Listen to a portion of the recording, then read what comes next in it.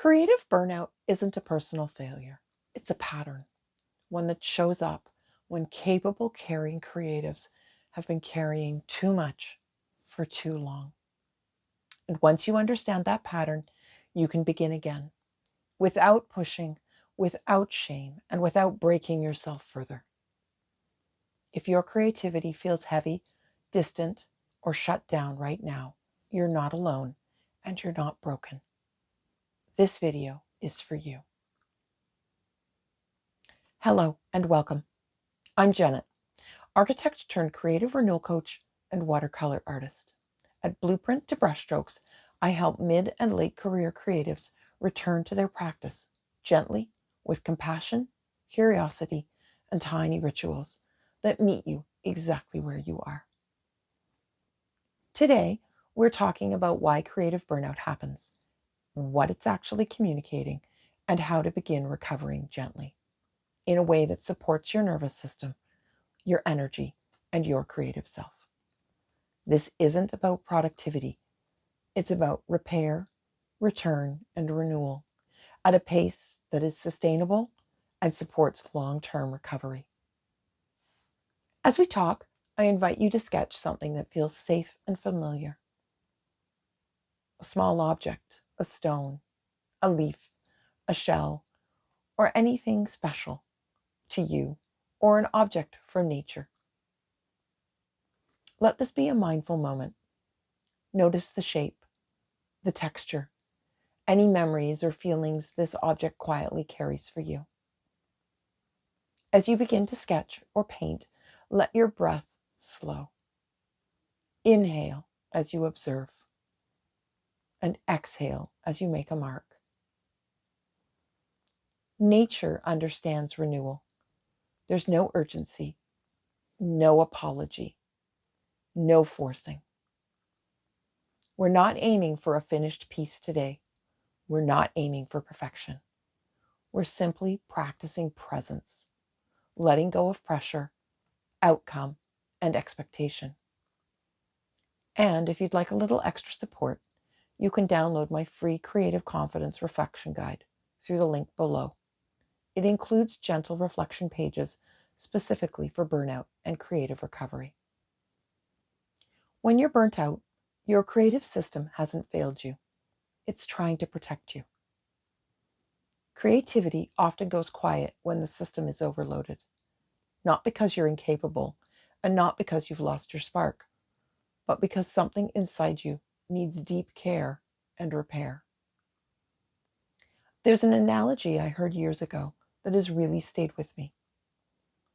Think of stress and anxiety like the early signs of a cold: a bit of fatigue, a slight fever, a scratchy throat. Signals that something is off and that rest and care are needed. If we listen early, slow down, rest, take care, the body often recovers fairly quickly. But when we ignore those symptoms, when we keep pushing, overriding them, telling ourselves things like, suck it up and push on, or I don't have time to be sick, or I'll deal with it later, the body starts speaking more loudly. More exhaustion, more fog, less resilience, less access to joy and creativity. Burnout is often what happens when those quieter signals, stress, anxiety, creative fatigue, have been asking for attention for too long and they haven't been heard.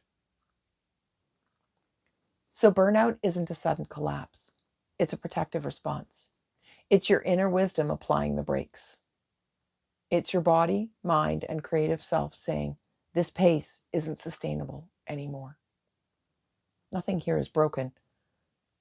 Something here is asking very clearly now to be listened to and taken care of.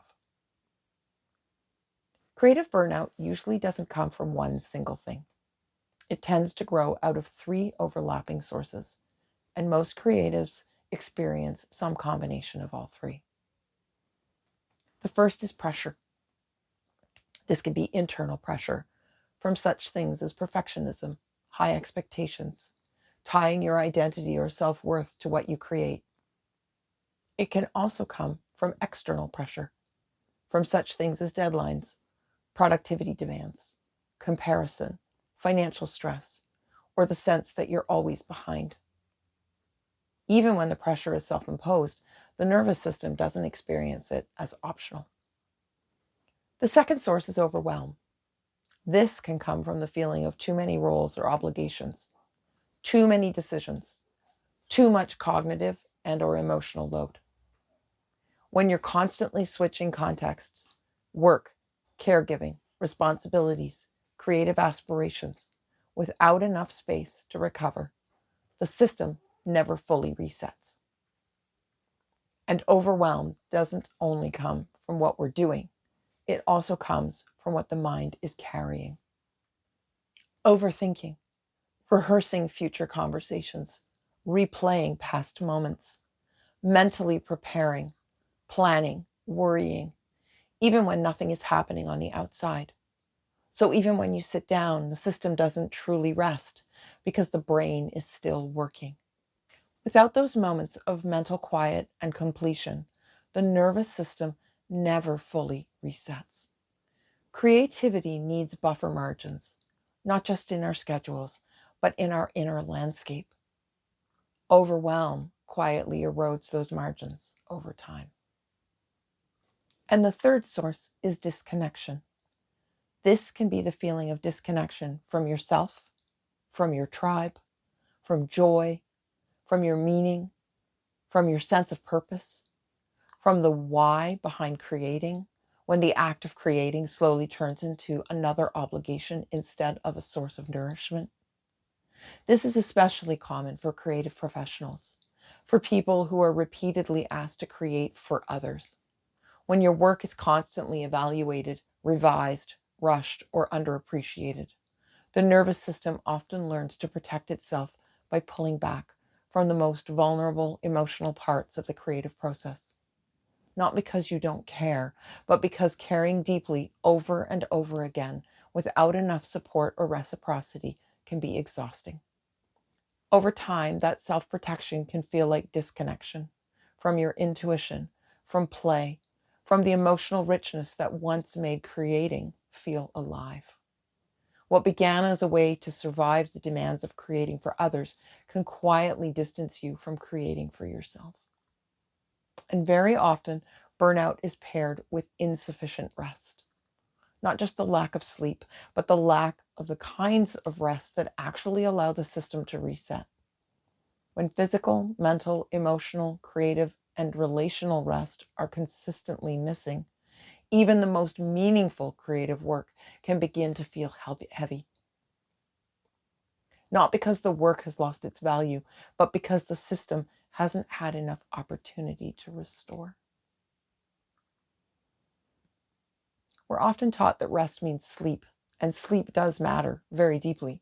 But many people reach burnout not just because they didn't sleep enough, but because they didn't get enough rest. Rest comes in different forms, and each one supports a different part of your system. There's physical rest, which includes sleep, gentle movement, and stillness. Mental rest, meaning fewer decisions, less rehearsal, quiet moments where the mind can finally settle. Sensory rest is about less screen time, softer light, reducing your sensory stimulus, fewer completing signals coming into the brain.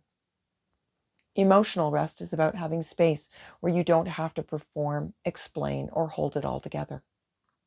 Creative rest includes receiving beauty without producing, letting inspiration arrive without demand. And social rest means less obligations, more safety, engaging in socially energizing activities, whether that's being alone or with others, and not masking who you really are. Burnout isn't solved by trying harder. It's eased by listening more carefully and responding with the kind of rest your system is actually asking for. Once we understand what's been happening, the pressure, the overwhelm, the disconnection, the lack of real rest, the next question often becomes, where do I even begin? Recovery doesn't happen all at once. It tends to unfold in gentle phases, phases you may move through slowly, revisit, or overlap. There's no right pace here, just the pace your system is ready for. Phase 1, repair.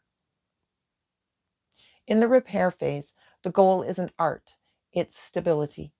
It's the phase where the nervous system needs to settle, where emotional and physical safety come before expression.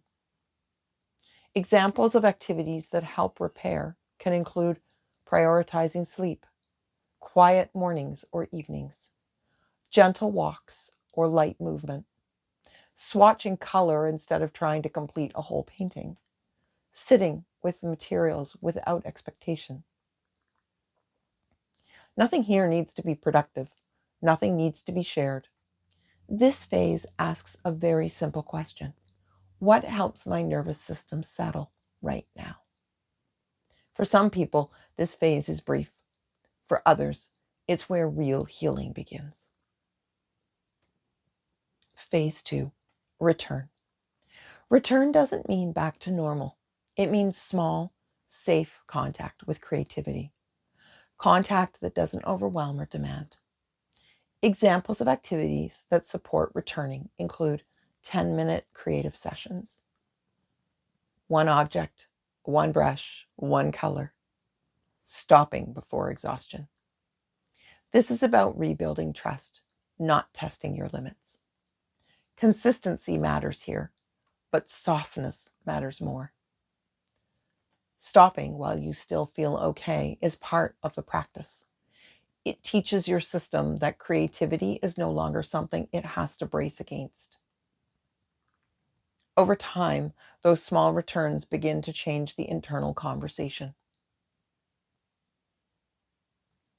Phase 3, rebuild. Rebuild is where trust slowly returns, not all at once, but steadily through repetition and care. Example of activities to support rebuilding include simple supportive rituals, repeating familiar motifs, noticing patterns you're naturally drawn to, measuring progress by presence, not output. This is where your creative voice begins to feel like yours again, not because you forced it, but because you gave it space. The spark doesn't come back all at once. It returns gradually, quietly, but often more honestly than before. These phases aren't a ladder to climb. They're a cycle of care. You might find yourself moving between them, and that's not a setback. It's part of learning how to listen. Over time, these phases don't disappear. They become part of a gentle renewal cycle. I return to them proactively whenever life gets busy, whether in my creative professional work, at home, or during seasons that ask more of me. They help me listen earlier, soften sooner, and respond with care before exhaustion or burnout need to speak more loudly. You're not starting over. You're starting from experience, from everything you've lived, everything you've learned, everything your system has already navigated. This season may feel quieter, but it's often deeper, more aligned, more truthful. Burnout doesn't erase your creativity. It reshapes how it wants to be met, with more care, more honesty, and more respect for your limits. What's emerging now may look different, but it's no less meaningful. To close, I invite you to write just 1 or 2 lines in your journal, not to solve anything, just to listen. What is my burnout trying to tell me? What phase am I truly in right now? Repair, return, or rebuild? There are no right answers here, just honest noticing for where you are. If this video resonated, I invite you to watch the next one. If you'd like deeper support, you're welcome to visit blueprinttobrushstrokes.ca.